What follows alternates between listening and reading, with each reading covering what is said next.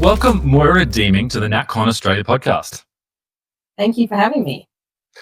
Now, some people, I imagine, tuning into this podcast will be familiar with you and your story. Others will know a little bit of it, and others will have an idea in their mind based on media reports, which may be accurate or inaccurate. In preparation for this, I reread your First Maiden speech that you gave in Victorian Parliament. Perhaps it's worth just explaining, by way of introduction, the circumstances which led you to become involved in politics at all in the first place. Okay, well done for getting all the way through that speech. Apparently it was unusually long. I had a lot to say. So basically it was just a story about how I didn't see myself as a politician. I saw myself as a teacher. And the more I paid attention to what was happening in the realm of education, in curriculum and the policies that were changing, the more I realised that I felt very convicted that it was impossible for me to do my job. It was actually impossible for me to do the one most important thing that I needed to do in my job, which was to safeguard my students. And I just couldn't believe the policies that they were bringing in, the curriculums that were, replacing the ability to disagree well with vilification of people who do disagree as bigots. They were removing child safeguards. They were bringing in these rules under anti-bullying programs, which, because they're anti-bullying programs, people wouldn't take a second glance at. But then I did take a second glance at them and found that they had all these policies that removed every single child safeguarding that I had ever known or held dear. And I knew that nobody would agree with those if they just knew what was in them.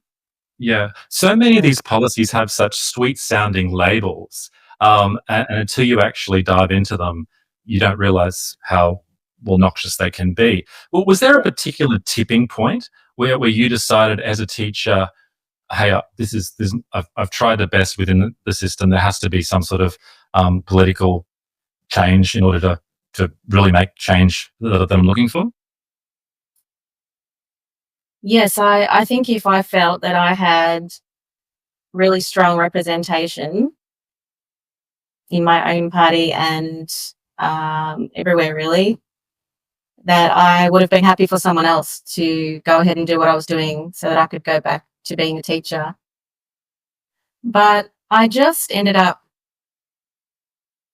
accidentally pulling on this thread and following this path. I resisted it at first because I just didn't think of myself as an MP. And then there was a moment, there were a few moments. One of the pivotal moments was actually, reading in the curriculum that if a male teacher identified as female and wanted to come in and take over my shift supervising girls in the change room on swimming carnival day, which I had done many times before. Every year I did it. And I was very careful to take a book and to explain to them, I'm just here in case you get bullied or if something goes wrong. Otherwise, I'll be giving you your privacy. And that's as a woman.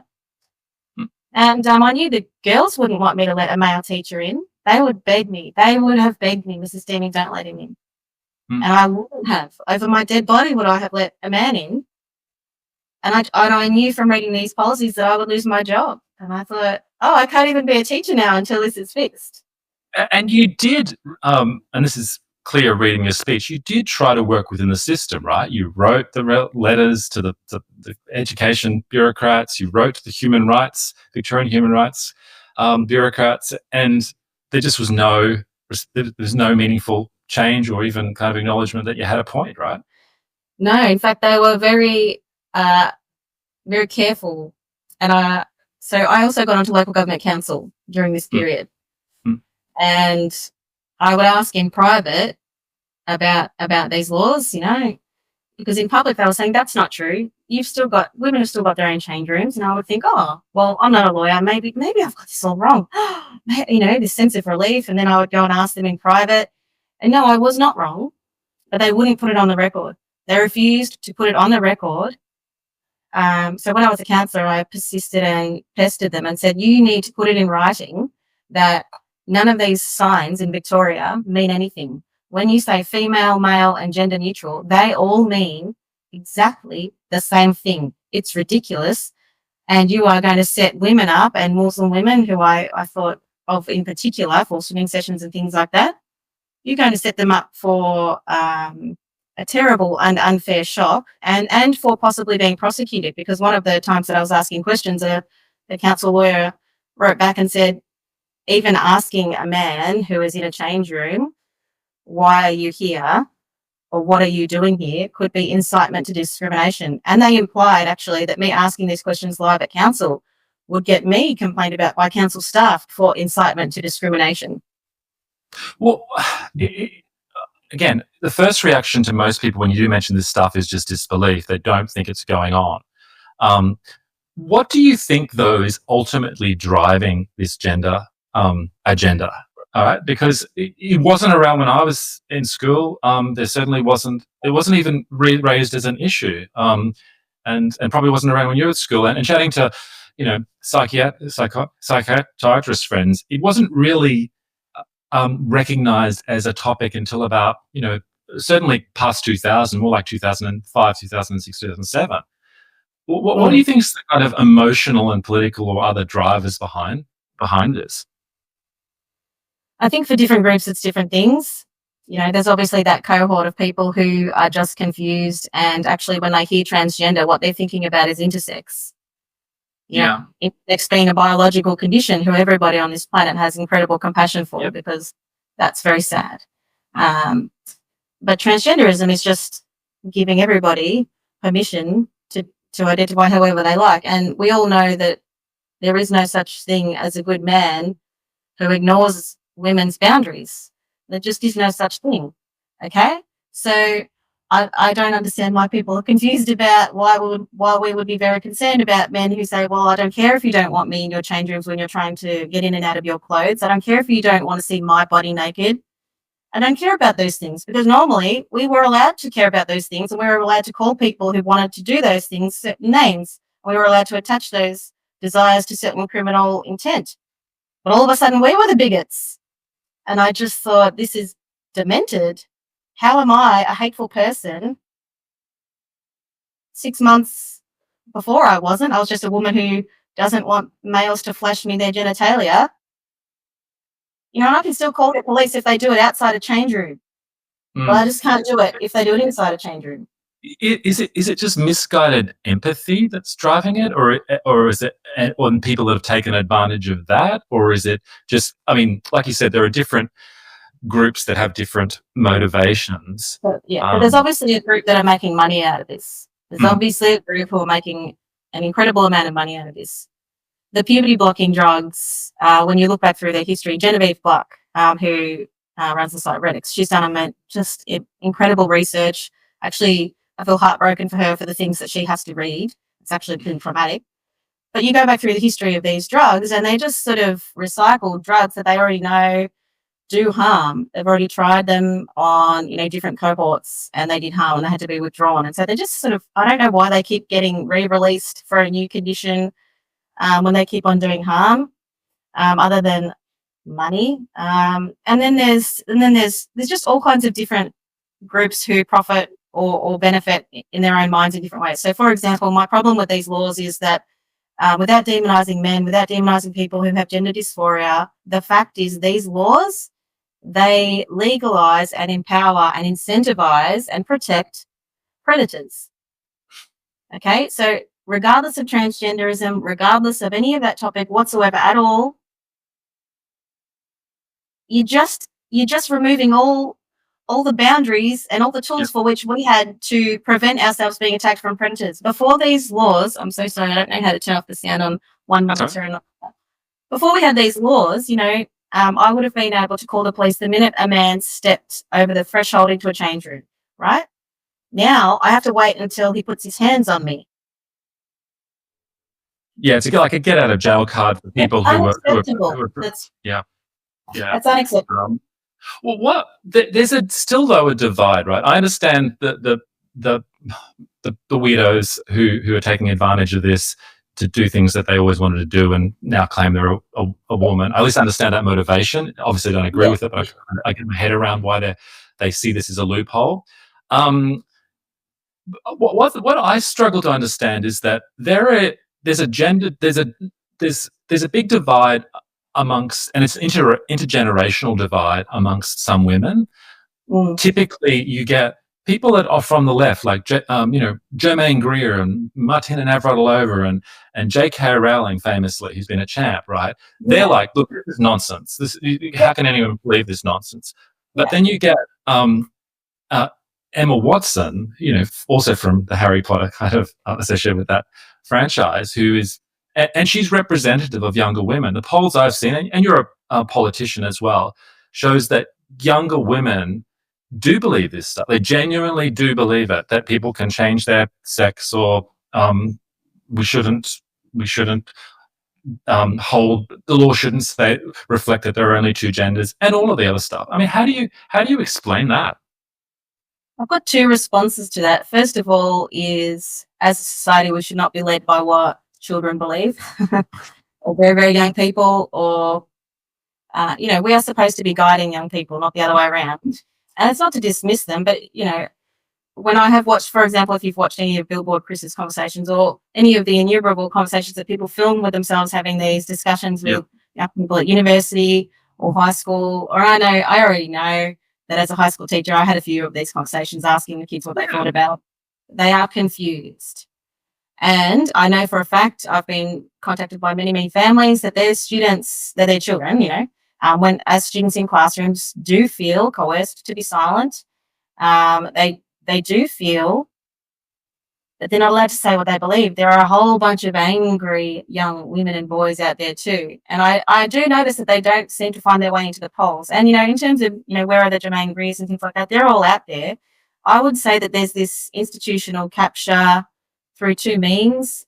People are confused and they're coerced. So they're confused because they're in this echo chamber that has been created by anti-discrimination laws, which, for example, in Victoria, there's now a positive duty upon every single organisation. How do I get with this? Sorry. That's right. On every organisation, public and private, to prevent discrimination on the basis of protected attributes. But when you look at the fine print about how you're supposed to do that, how you're supposed to prove that you have done your positive duty, so not reactive when you get a complaint, but before anything bad happens, how do you prove that you've created this environment? It is through these endless education sessions, these endless human resources training modules or something like that, where you just have to endure and tick a box that you've gone through the motions. You have to tick that you believe these things. You have to tick that you understand these things, even if you don't understand them, even if you don't like them, even if it makes you angry. If you want to keep your job, you have to pretend to go along with them.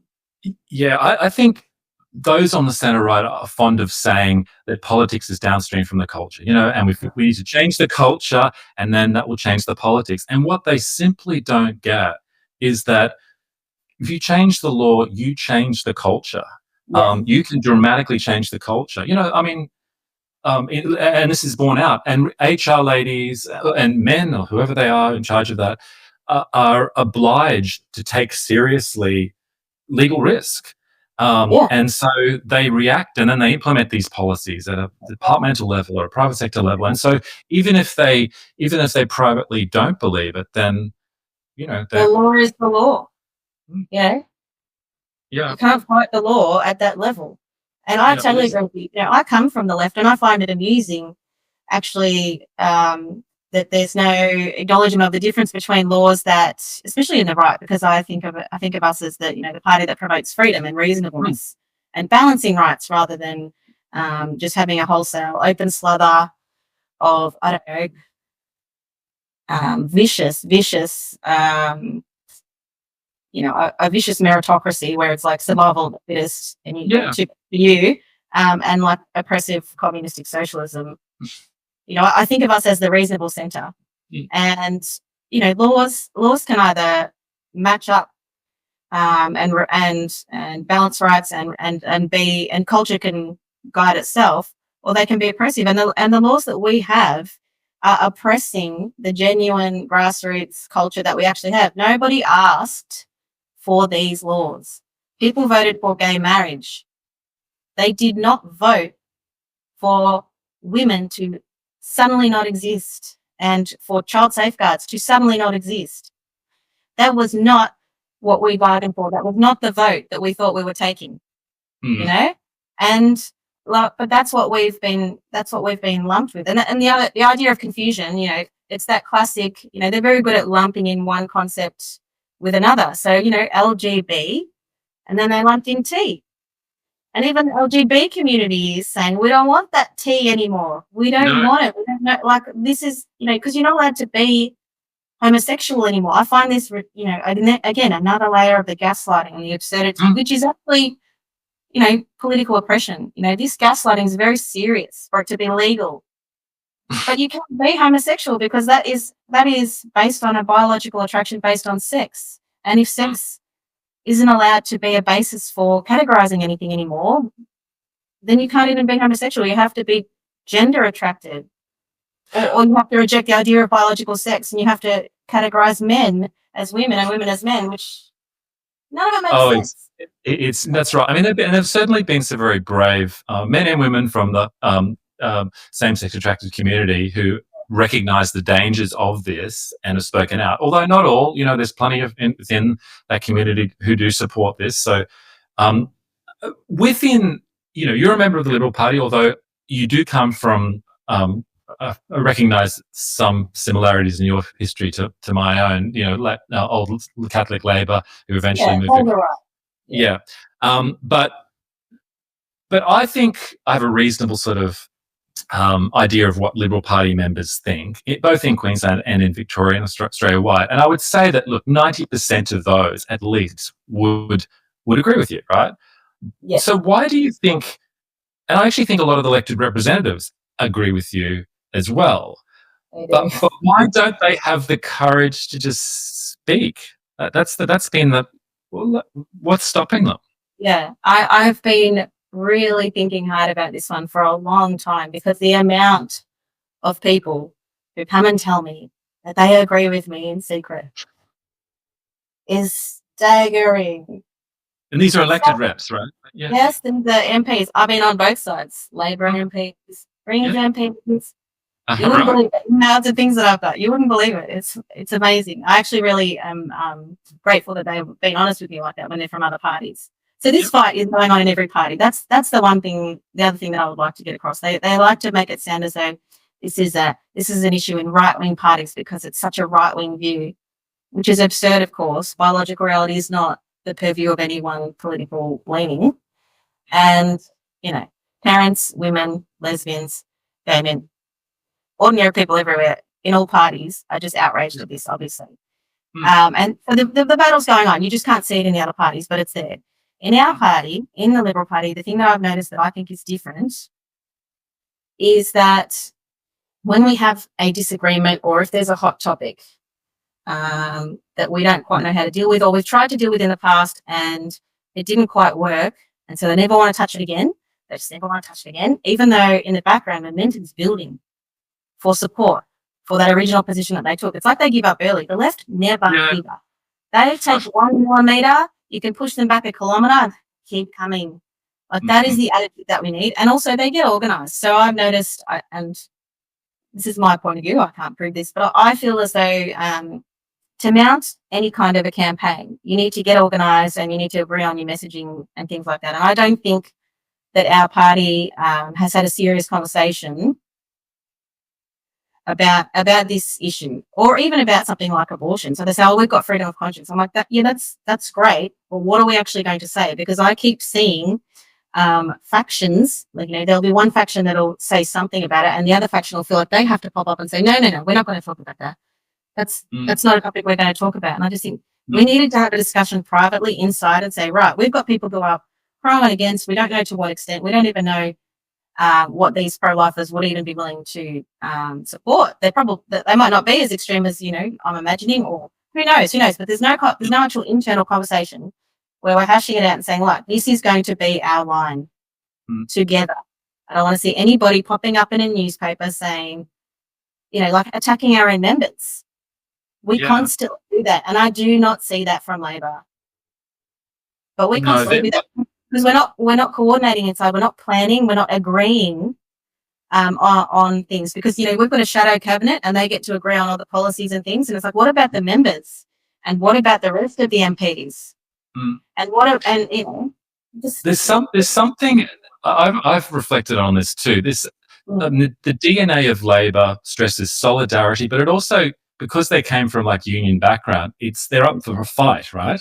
Whereas the Liberal Party members were the nice middle class, and decorum was important, and let's sort of like make sure everyone is, not, I don't know, ruffling things up too much. But at the same time, there have been debates within the Liberal Party and the centre right on different things. And I just feel like in recent times, they've given up the ability, they've lacked the confidence in their ability to persuade both their own members and the broader public. Like, they don't relish a debate. They focus on PR above everything else. And PR is transitory. It comes, you can have good PR one day and bad PR another, but the debate is much more substantial and enduring, right? So why avoid it? Yeah, I agree with you, and I think it's a matter of conviction. Mm. And I think if you don't have actual conviction, if you don't look at the Liberal Party's set of values, if you don't look at our economic philosophy, and if you don't know deep down in your just deep down, that if we do not push this economic philosophy in Australia, people are going to suffer. Things will go wrong. And people and families will really suffer. There'll be genuine suffering. If we do not do something, people are going to suffer. And if we don't believe that and want to help, then, I don't know, we're just going to look at opinion polls, and I don't know, we're going to be led around by the nose by Labor and Socialists and Greens and opinion polls. And it's like, no, if we know that it's true and we are right, well, then we need to get out there, make a plan, campaign, bring in a big group of people under one tent, and just consistently go forward.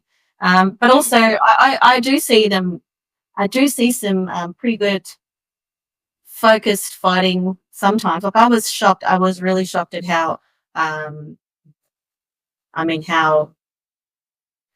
was made into an example of something bad to fight and fought against. Like, I was, right, by my own. Yeah. Oh, it was amazing. Yeah, I was pretty astounded at that it was directed at me instead of the opposing team. So it's not, I don't know that it's that they can't do it. I don't know. So I don't know what they thought. I don't know who they thought that I was. I don't even, I was so new. I'm confused. But. Yeah, I mean, it's just, for anyone just coming into this blind, you got accused of being a Nazi, right? Essentially, or associated. Let me get. Yeah. Legal language, right? But being associated or somehow having. Yeah, that's right.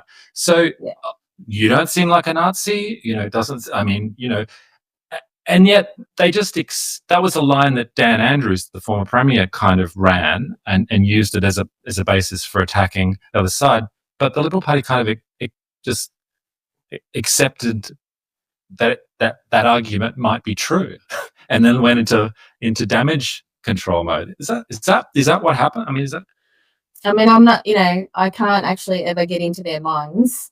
Yeah. But Dan Andrews was very careful with what he said. He never ever said anything as clear as what was said about the government side. Of course. Interesting. Yeah, so it was like he's very good. He's very clever. He's had very good training, has Daniel Andrews, about how to smear people without being legally reliable. He doesn't say people's names on purpose. People think that's him just being sexist. No, that is him being a Machiavellian. I'm sure he is a sexist in some ways. I mean, that's what it looks like. I mean, so many of the victims were women. Makes you wonder. But what I really think is that he was just incredibly Machiavellian, and he was good at being awful and getting away with it. That's a bit of an aside, but the point is we can fight. We just need to be united. We need to have our ideological arguments inside the party, and we really need to have them properly, because white-anting each other through the media is just a waste of everybody's time. We're put in here, we're paid a pretty good wage, we're entrusted by all these membership, the members, people out there who I feel really, really sorry for, because what happened to me is happening to them all, and they're invisible. They're totally invisible. Like you said, So, this I find frustrating because people are given, public funds as elected yep. representatives, and you have the right in Parliament to be able to speak under parliamentary privilege and raise, matters without risk of defamation actions. And yet, many others out in this, outside of that, which don't have those rights because they're subject to corporate policies or legal risks. They don't have the ability to speak. So that's, it's incumbent upon those who are elected or fortunate enough to have that role to be able to talk on these issues. What do you say to people, the argument though, that look, it's cost of living, we don't want to talk about, we need to focus on that alone, and any of this other stuff is not an ultimate vote winner, therefore it's a distraction. I'm sure you're familiar with this kind of line, distraction. Yes, we'll do something once we get into government, maybe, but for now, cost of living. I think cost of living and crime are they're the top two issues. I agree with you in terms of what's really crushing people. And they are crushed. It is just terrible. And that's the other thing that I do agree with about the Liberal Party. Economics is not, it's not a cold, unemotional issue. Economics is family life. Marriages break down in economic, times of economic hardship. Marriages break down. Terrible things happen to people through economics. It's not theoretical. I think it's a moral issue. I think it's completely moral. It is immoral what Labor has done. It is totally immoral, and they have crushed the working class. They've abandoned, exploited, and crushed the working class with their ridiculous, awful economic policies. Right? But if you look, for example, at America, I was very curious when I was watching that election, because again, coming from the left, I looked at how he brought in all these people who were in the other party. And I thought, that's what I've been saying. The people in the other party are not far left; they're centre right. And about a month ago, Kos Samaras, the pollster, he brought out this research that said that most voters in Victoria perceive Labor as a centrist or centre right party. So all this rhetoric that I think people roll out in the Liberal Party about how Victoria is a left wing state. I'm like, no, they're not. I come from them. None of my values have changed. I just didn't realize I was in an actual communist party. They don't tell their voters that. They don't say that. They don't say that. They lie to their own voters and their own members. And that's so voters think of themselves as centre right. They don't think of themselves as very far left, but they think that Labor is centre right and that the Liberal Party is a little bit too far to the right. Yeah. Because we're not teaching them who Labor are, and we're not standing our ground firmly and showing them who we are. We're not showing them that we are the party of the centre right, and they are, as with all far left, ideologies like communism, they only end in one direction, which is total statism. The reason we are in this total crisis is not because they mismanage money. It's because of their ideology. It's because that was always going to happen, because that is their economic philosophy. It was always going to end in economic disaster and absolute trauma for families. And here we are. Well, I'm recording this on a day when in Queensland they've just released the mid-year financial statements, and it's been revealed we are now ahead of Victoria in terms of debt. So, hooray. Really? Wow, that's an effort. That is quite the achievement. Wow. That's right. Was courageous for us. It was referenced on the front page of the Courier Mail, the major broadsheet here, that we're beating Dan's Victoria, something along those lines, which I always take objection to, given my first name. It's like Premier Andrews. Don't touch the. That's right. That's right. What have you found, Moira? And you represent, for those who aren't in Victoria, the area you represent is western suburban Melbourne, right? Quite a large area, quite a diverse area. Certainly not, blue blood, blue ribbon liberals. It's called the Dead Red. Okay, these are dead red seats. This is called the Red Wall. Yeah. Labor, it is protecting them.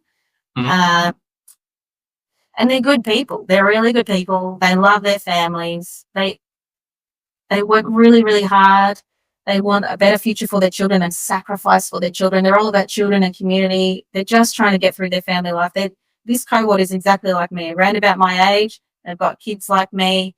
We're worried about fuel prices. We're worried about wasting 2 hours of our life every morning and afternoon in the traffic so we don't see our kids. You know, they've just like sucked the joy out of life with all these crushing, badly managed. I resist saying that, deliberately, exploitatively, run into the ground areas of life. Right. Yeah, I mean, and they you would think, Maura, that like in the UK, where the Conservatives were in the post-Brexit election able to capture these really dead red areas like Tony Blair's old seat and places that haven't voted Conservative ever, and like Trump did in the United States, capturing these blue Democrat seats. You would think we'd be able to do that in Australia. I mean, with the right policy. Or you think the tide would be coming in these areas? What do the centre right have to do differently here to capture those areas? So I think we need to be prepared for when we govern. I think we're always unprepared for how the real zealots, the most ideological zealots of all time, are actually in the public service. They're at the top of the departments, and they're almost like they're almost like a shadow government. We are run. I noticed that in our legislation. A few things that I started noticing when I became an MP, and a little bit before, when I was actually reading legislation for the first time in my life, I would notice that there's not much detail, right? Because I was down the other end reading policies and thinking, how are these justified? How are these legal? This is insane. How can it be legal? And a lot of legislation is almost like a blank check. There's not much detail. And then it's up to these public bureaucrats to fill in this blank check. And because it is ambiguous, someone would have to pay the time and money and effort to go to court to challenge it and have a judge interpret it. You know what I mean? Whereas I like you, I think a lot of these things can be restrained and fixed very quickly with clear legislation. So you have to restrain the public service. You can't just fire them all, of course. But you need to restrain them, and they need to be restrained by very clear legislation. They must never be given a blank check. There must be principles, that they are accountable for, to uphold and things like that. So one of my other passions is actually just really good governance, just basic good governance. I've been working with a few other people about, what are the legislative issues that are holding us back? Why isn't there accountability? I put in a proposal on the crossbench about reversing the onus for freedom of information, so that everything is open and everybody who wants to make something inaccessible to the public, they have to pay money and jump through hoops and spend their time and their effort and their money to justify withholding that information from the public. Otherwise, everything should be public. The onus should be reversed.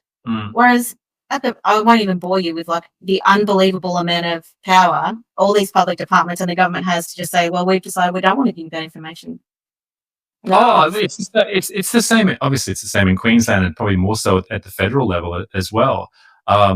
We have, just moving back to the gender stuff. I mean, we actually have taken the centre right have taken government in Queensland. I think we're actually the largest outside the United States. We're the largest Anglo jurisdiction in the world with a centre right government, which is kind of amazing to behold. But we are in charge, and yet the bureaucrats on the gender stuff are still running the show. We have the capacity to change, to outlaw puberty blockers like the Cass review recommends in the UK, and the UK Labour Party have said that, well, they will do. Change all the definitions on the ID stuff that you're battling with, change all the laws. We haven't done that yet. And unlike, the Trump election, and where it just seems as though they were ready to go this time with personnel, with policy, with legal. He learned his lesson. Yeah. He built a broad coalition. He got reasonable people from other parties. He made sure that he had a plan to deal with the bureaucracy. He made sure, he learned his lessons. He didn't waste his time out of office.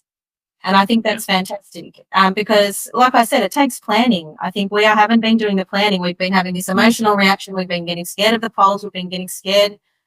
I've noticed that once you get power, it's almost like the public disappear and the race to, this urge to hold on to that power seems to take over. And I keep on telling myself, you don't get stronger by giving into weakness. If I imagine that I will grow a spine later, if I just stay quiet, if I go against my conscience here, if I can just stay in power, that's the most important thing, because then I can get something done later. I just think to myself, that's such a lie. I'll only become weaker. Like, that's one of those lies that people tell themselves. You wish it would. It's just not true. And the truth costs. The truth is what it is. You look back throughout history, you look at the people who were your heroes, who stood up for things, and the advice that they always have is, it's really not worth lying unless you're doing something like Oscar Schindler. Then you would lie with all the children. I'm all in for lying. You can be shrewd and canny in politics, but I do think, and this has been clear with your ordeal, that courage is contagious, but cowardice is also contagious as well. You constantly kind of negotiate against yourself. I see it across the board where people, they think, oh, I won't say that even though I believe it, and suddenly they're not saying anything, and they've been conditioned themselves. The opposite. And then before they know it, they're saying the opposite. So the other thing is that people don't know about me is that I did offer to the former leadership to be quiet on this issue for 12 months. I asked for advice about how to go about advocating for this issue without creating a huge headache for the team. And I said, you give me a list. You give me a list about what, because I wanted to persuade them. I wanted to persuade them that it was a vote winner, because I know, and I knew that it is. Like, I knew it then, I know it now. Now we can also, it's just literally it's helped transform America. I didn't finish my point before, but, there's cost of living, there's crime, and people I noticed that the mainstream media and lots of people didn't want to go further down that list, because number 3 and 4 in all those seats was this issue. It was. So I fully accept that the number 1 and 2, cost of living, crime. I get it. Yeah. That's true. But this is an important issue. And if Labor hadn't run us so far into the ground economically, I think this would be number 1.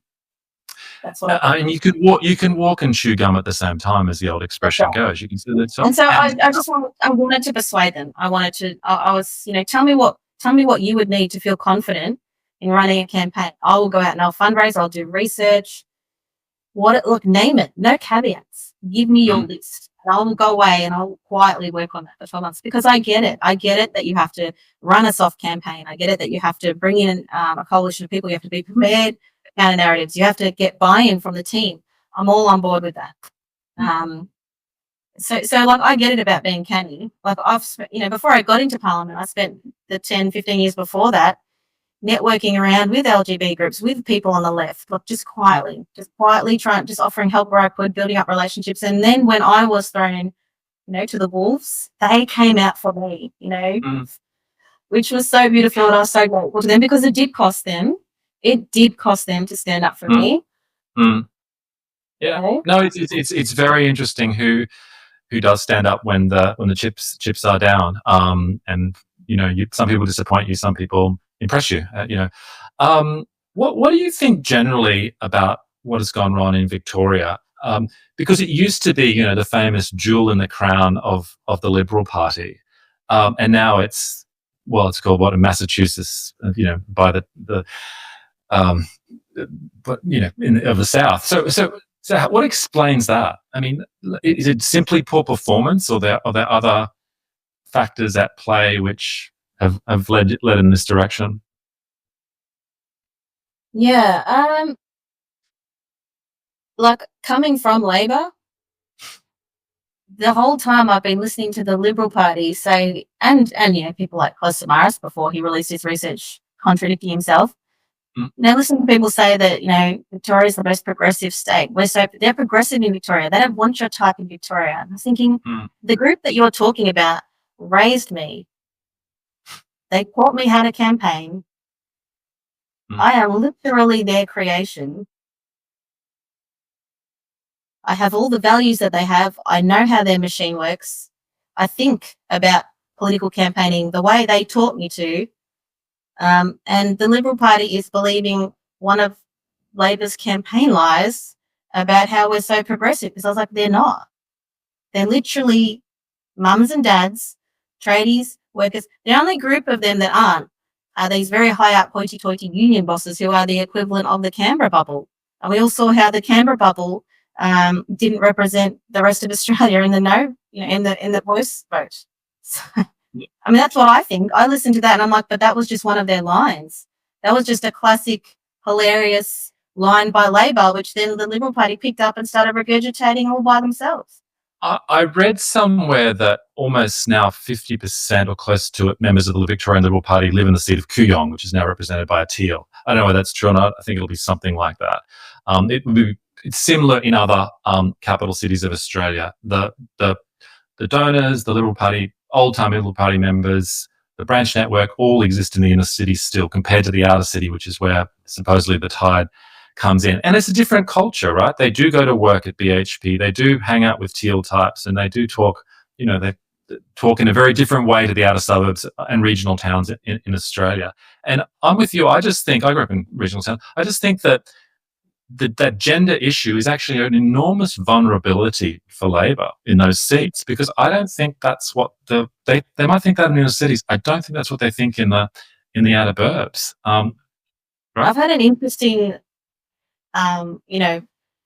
life in terms of, I've actually also come from that elite group of Labor, to be honest, like Chardonnay, Swilling, Labor, like they were Labor right, but they were all about big government because they think that big government is, what will look after families and vulnerable people. They went, it was a weird amalgam of the two without really understanding it.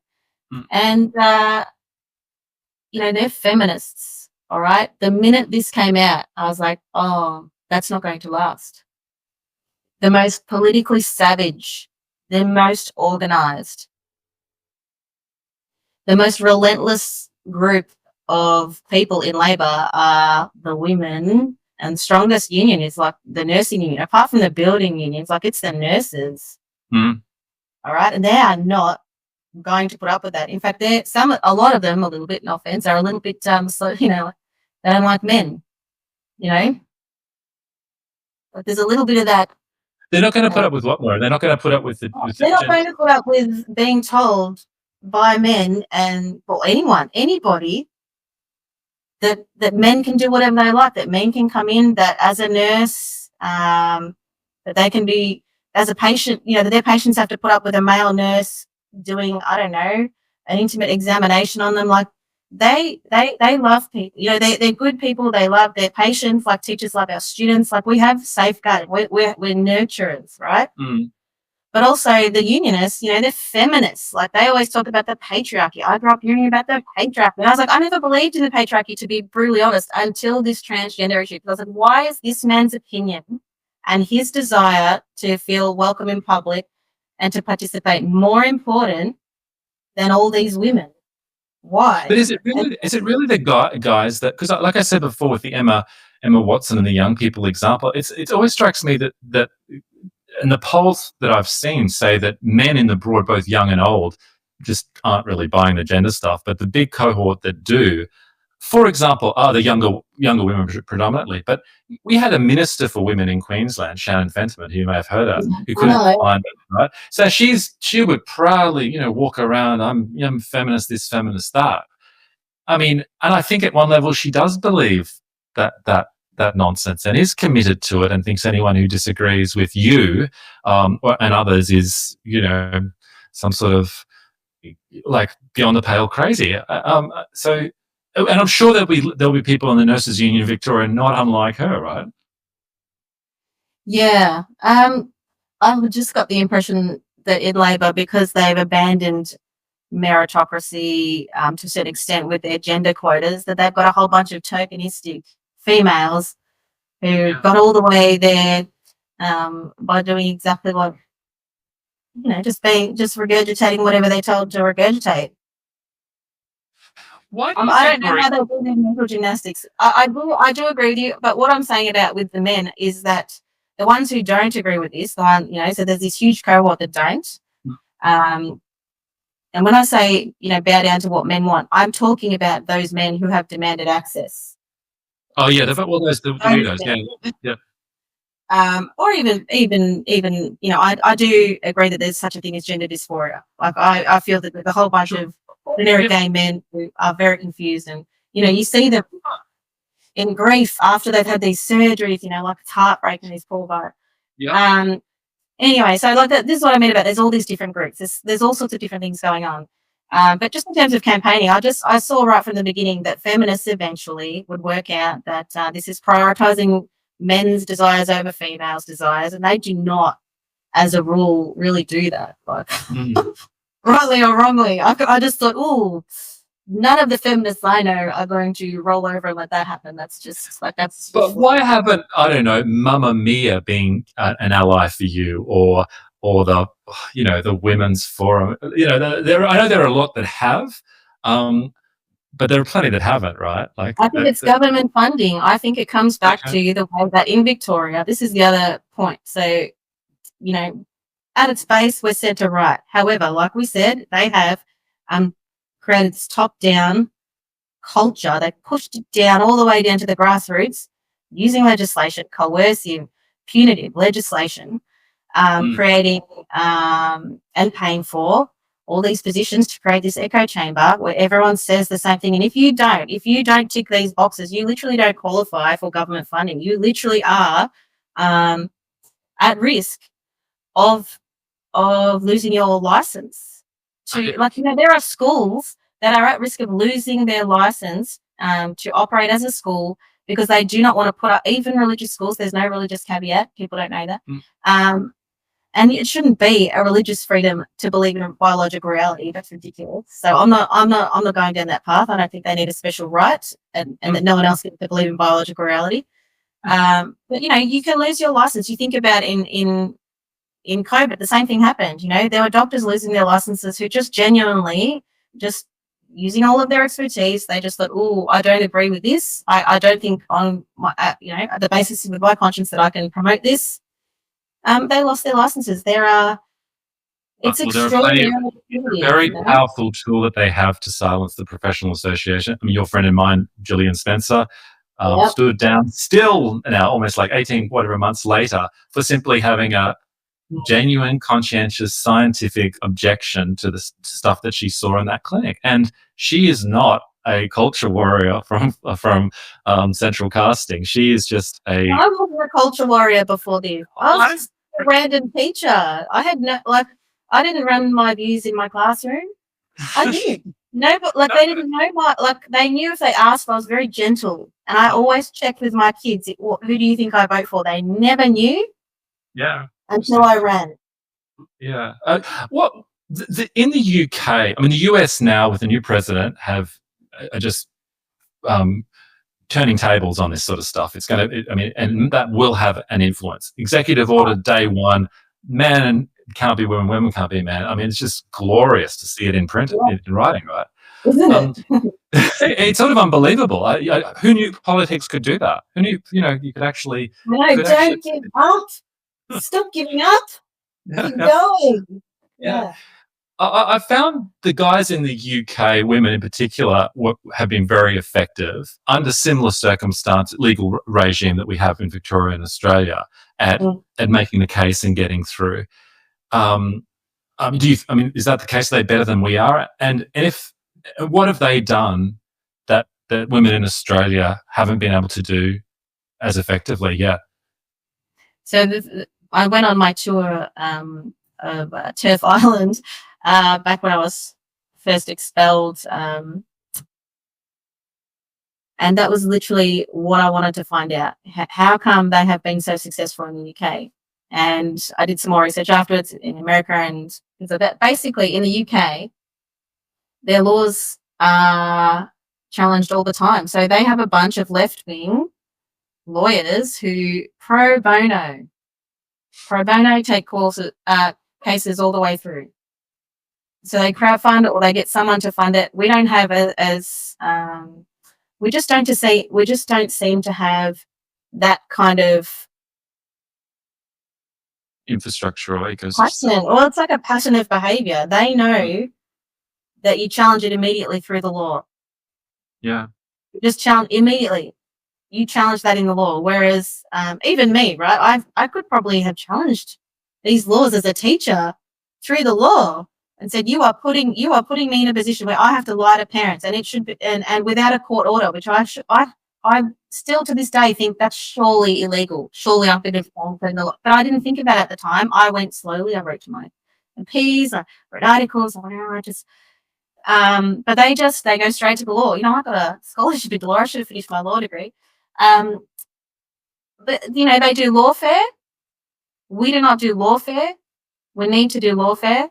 And we need to do it fast. We need to act quickly. So I can understand that a few things have been changed. Like we get taken to tribunals, the people who are victimised. So you think about, Lyle Shelton's been taken.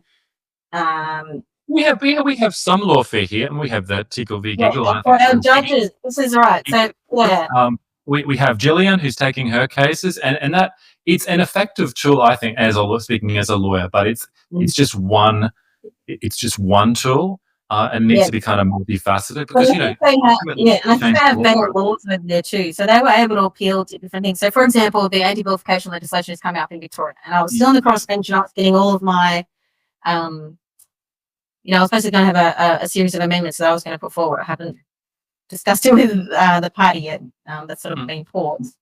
But when I was reading through this, I was actually feeling conflicted because I was thinking one of the reasons that it was so great for everybody when I won was because people don't really get wins like that in Victoria, and it's because it's expensive and you have to wait for it. Like they've really tied up all the loose ends in Victoria. They've done the other side have really gotten themselves organised, whereas in the UK there were clearer principles that they could appeal to, and they just had a few other things that they could appeal to in the law. So you think about we've got this Human Rights Commission, and we've got Very Up in Victoria, and all like these commissions, I just feel like throwing them in the bin.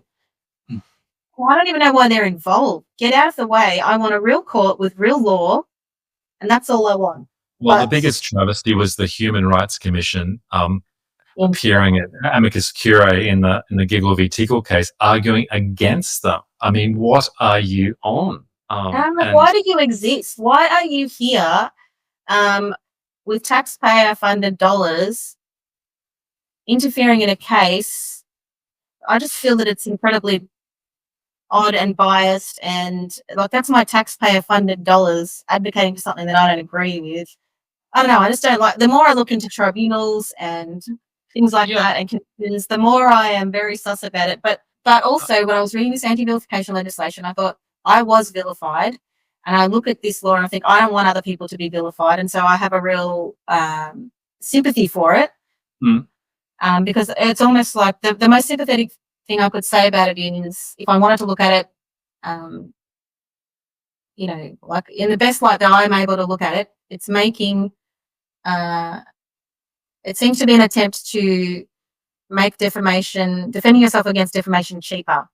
Right? And obviously they've only got their favourite categories, and obviously it's a terrible piece of legislation. Oh my goodness.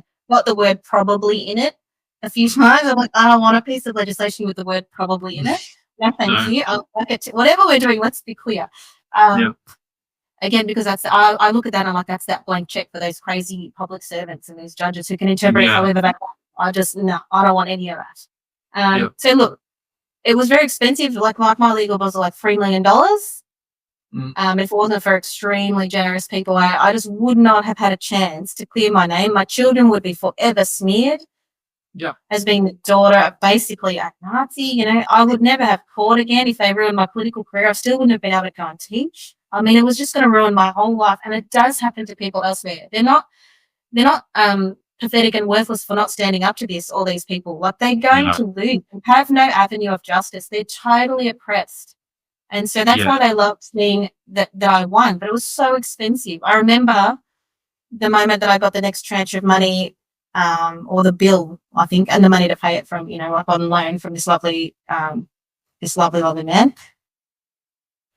Like, and it was worth more than everything my husband and I own together in the world. And we don't own everything. It's all like mortgaged. And it was just a really horrible moment because I thought nobody can get justice in this state. No. And that's why, and there are plenty of, you're high profile, you're an elected representative, but there are thousands of people who just can't contest. And this business about, you've just got to speak up. Yeah, you do, but They shouldn't have to. We should. that's right. A few last questions because I know I've kept you a while, but in the UK, you said they engage in lawfare more than we do. We've done a bit of that. They have a lot more newspapers, although they're all dying over there, like they are everywhere. And they make their case with very articulate sort of op-eds and the like. And then they do protests. I mean, and you did all those things, right? And the protest was why you got into trouble. So I almost feel like it's not as though we haven't exhausted all the options here in Australia on these points. It's just I should have been more specific. I think it's the left wing over there. Yeah. Okay. Like the left wing are extraordinarily organised. These were feminists. Almost every single time in the beginning, it was feminist lecturers being fired, and then the feminists rallying around them, raising money, pursuing a court case, and nobody could call them. I mean, of course, they did call them far right, but it was ridiculous because this is Catherine Stock. Catherine Stock, Mia Forstatter.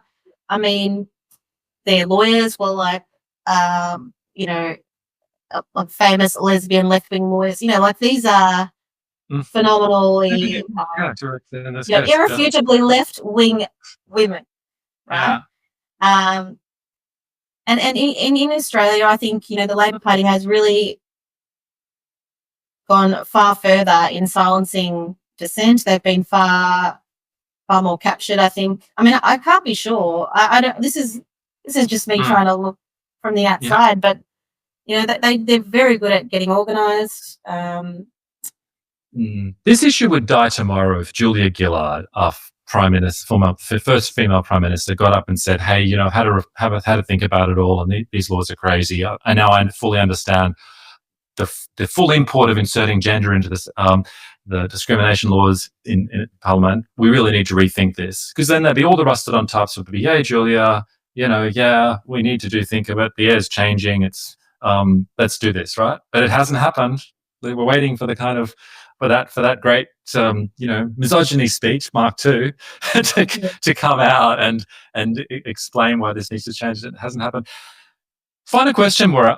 I think that the media landscape does affect the issues that have been discussed, and as politicians, people are trained to sort of do these like set piece 5-minute grabs, and then you get a hostile questions, and it's typically the question that the journo asked that is put in the news that night. Gotcha moment. Yeah. But there's been a dramatic change in the media landscape over the last couple of years, and famously in the US presidential election, it was the long form interviews with Joe Rogan and others that actually gave people a much more interesting view into the personalities of people like a J.D. Vance or a Elon Musk or a Vivek Ramaswamy and Donald Trump himself, right? And if you have someone for 3 hours long, they've got to be interesting enough to say things for that period of time. And I'm not going to keep it that long, rest assured. But it also gives you, they can't, in a way, it's less risky than the set piece, because people can just say, "Oh, well, he said that there, but he qualified later on, and he was talking about that." Whereas the set piece actually makes people vulnerable. And this is a very long question, but the only example I can think of recently where I've seen these 3-hour interrogations, podcast-like interrogations, was actually in your defamation case in Victoria, where you had people sit on the stands for 3 hours and give them the kind of like it wasn't quite the Joe Rogan treatment, but it was that type of thing. You did see people's personality come through. You did see the issues fully canvassed and discussed in much more nuance than you would get in a, even a Sky News quick interview. Yeah. So do you think, I mean, what what is that something we should get into going forward and get all the different personalities from the centre right or those that have come from left like yourself to sort of sit down at length and just let it all hang out in a way, rather than being so nervous to engage and worried that anything that they have to say that might be slightly different could be labelled a gaffe. Yeah, I think that one of the things that came out in my trial was just how poor the reach is of mainstream media. It was hilarious. Yeah. I mean, that reduced my damage, but whatever. And I think you could see the difference between, what I noticed was, as much as John was unbelievably polished and clever in the way that he answered his questions, the lawyers were frustrated, even the judge was frustrated, people watching on were frustrated. But he is unbelievably polished, and then I was not polished. I was just completely honest. I didn't look good all the time, and but it was very clear that I wasn't trying to manage, to manage it to get rid of gaffes. I don't know. I was completely vulnerable. I was completely honest, and I just had to deal. It was the truth was the truth. That was it. I wasn't trying to avoid answering anything. I did notice that, in my opinion, that lawyer was after a gotcha question. He opened on the issue of safe schools. My best friend was watching at home, doing the dishes with her baby in the background, and she was really worried for me. Obviously, I was so nervous. I didn't want to cry. I did not want to cry on the stand. That was like my one goal. My one goal was just not to cry on the stand. And he opened with this topic, and my friend told me later that she started laughing because she's like, if there is one topic that you just forget yourself when you completely relax because you are in your zone, it is child safeguarding, and he had no chance to make you fall. He had no chance to make you hesitate. You know what you believe. You know why you believe it, and you're not ashamed of it. And a few times he said, "Oh, well, very well said, Mrs. Deeming." And in my head, I was thinking, "What did you think that I believed? What? Well, this is the thing, right? Like the press is still, some of the mainstream press in Australia is still describing you as an anti-trans activist, even after all this. I have put in so many complaints. I'm going after that. I'm going after that issue. I will not. Ready? This is the next hill I will die on. Great, go battle. All the way to the end. I'm going there. I'm going to play this. And are you holding up okay? Because litigation is incredibly draining for anyone who's been involved in it. You kind of, is the toxins out of the system now? Are you you're sleeping better and all and because it was 9 months plus that the whole thing from where to go was sort of like basically 2 years. It's still not quite wrapped up yet. Look, it totally made mincemeat out of my life. It damaged my kids, my husband. I've been through a lot in my life, and this was the first time ever that I withdrew so much that I didn't speak to my own friends or my own children or my own husband. I totally withdrew just to cope. And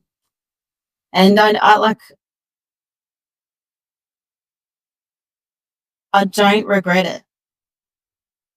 I want child safeguards put back in the law, and I will not stop until it's done. There is no cost I will not pay. That's it. It seems like such a reasonable position to me. Look, Moira, I really appreciate all you do. I know you, despite the personal toll it's taken on you, you've gained a lot of fans, both Australia and internationally, and we all support you in the background. And so, if people want to support you or get involved in party politics or support you in the Werribee by-election this is coming up, what's the best way for them to do that? I really do think that joining the Liberal Party is important. It is so important to help steer the ship that is the Liberal Party. You look at Trump, he didn't start a new party. He's taken over and he's steering that party, and he's brought a really big tent of people who are centre right. I mean, of course, they're going to get called names. Look what happened to Elon Musk when he was doing like, I love you all, or whatever. The same old Nazi issue, like, oh, it's so ridiculous. And it's bad enough coming from them, but we cannot resort to their tactics on our side. And it is going to feel like the most common complaint I get is, well, we're just so disappointed in the Liberal Party. Why would we join the Liberal Party? Look what they did to you, Moira. Look what they did. And my answer is, you have to put your feelings aside, and you have to be reasonable. You have to come in and you have to help. You have to convince them, through your honourable behaviour, through your contributions to the party. You have to show them that reasonable people believe these things, that you're part of the team, and take up space. Whinging at home isn't going to do anything. Marching in the streets with a sign, I'm actually not a big protester, to be brutally honest. It's so ironic, but I actually hate crowds. It must be so important for me to go to a rally. I don't like rallies. I hate. I find it completely overwhelming. They're like chanting on the same line over and over. I understand that. Yeah, and so I actually prefer to do the work in the background, and it's really effective. It's far more effective. I will say that. Rallies I think they're ineffective. I think what's effective is getting involved, taking up space, and speaking to your friends, getting educated on topics and talking to your friends and just being calm.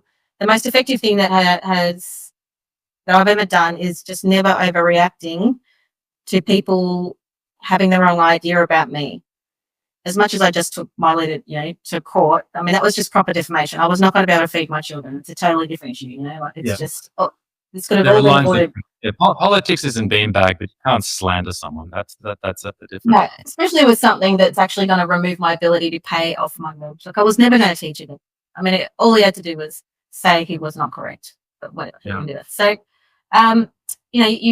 it matters. It really matters to have a big impact, and we've got to support the MPs that are doing what we want them to do. And the only way you can do that is by joining the party and making sure that you keep on voting for them to keep their positions. And that's not me stacking anybody. That is how our party works. You want volunteers, you have to let them be members. Yeah, you do. Hey, I appreciate what you do. Thanks for making time, Moira, and good luck with all the elections and other work that you have ahead of you. Thank you. Yeah. Thanks, Ian.